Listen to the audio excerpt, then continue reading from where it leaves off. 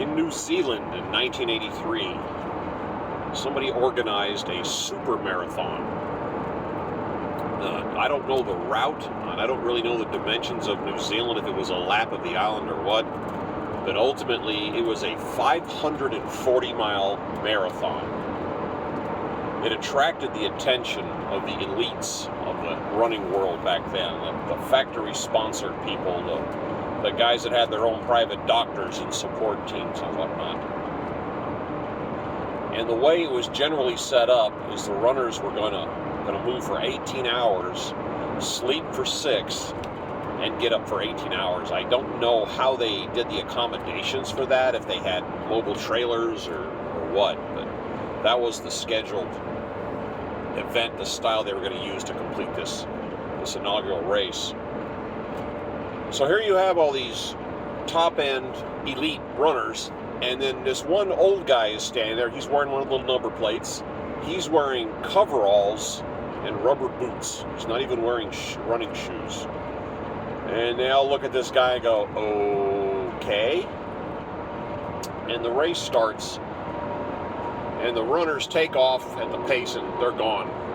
The old guy takes off at this slower pace, kind of a gallop, kind of a shuffle. A very interesting running style, going slow, and it doesn't take but a few minutes, and the elite runners are over the horizon, and this old guy's falling way back. 18 hours later, the runners stop for the night. The old guy stops. He's behind them again. He sleeps for 2 hours, decides he's had enough, gets up and starts doing his little shuffle lop run. It's a distinctive run where he's kind of leaning forward.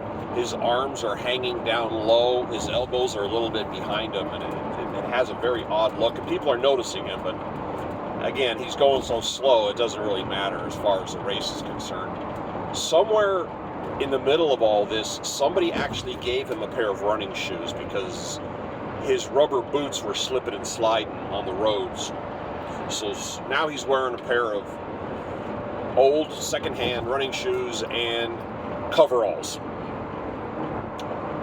Since he got going 4 hours earlier than everybody else, he actually got ahead of the lead group that were still bunkered down. So he gets out in front. Well, they get up that next day, they get ready, they take off running again, and they quickly catch him and pass him again. And then 18 hours later, they stop again, and that same guy catches up and passes him again and keeps going. And the next day it repeats itself, except now there's less and less people catching up and passing him. This old guy didn't stop for the next 4 days. He continued this lop shuffle run and actually won the race. And it wasn't even close. Literally, second place was 10 hours behind him. Which brings up the question, okay, who is this guy and how did he do this? His name was Cliff Young. He was born in 1922, so at the time of this race, he was 61 years old. Grew up on a farm that took care of sheep up in the mountains, and he herded, for lack of a better word, he herded the sheep by jogging. The terrain was too rough for horses, it was too rough for tractors or anything, so he did it on foot, and at times he would run for literally up to 3 days at a time. And his style of running was the most efficient, least energy expending run there is, and other runners started to mimic his tactics. And if you look around, it's called the Cliffy Shuffle. And if you play around on YouTube, you can actually find videos of this guy, Cliff Young, and or the Cliffy Shuffle, when this guy did interviews and whatnot afterwards. Because the rules of the race didn't say you had to stop at a specific time or a specific place. So he just did what he did when he was younger and just ran nonstop and got to the end.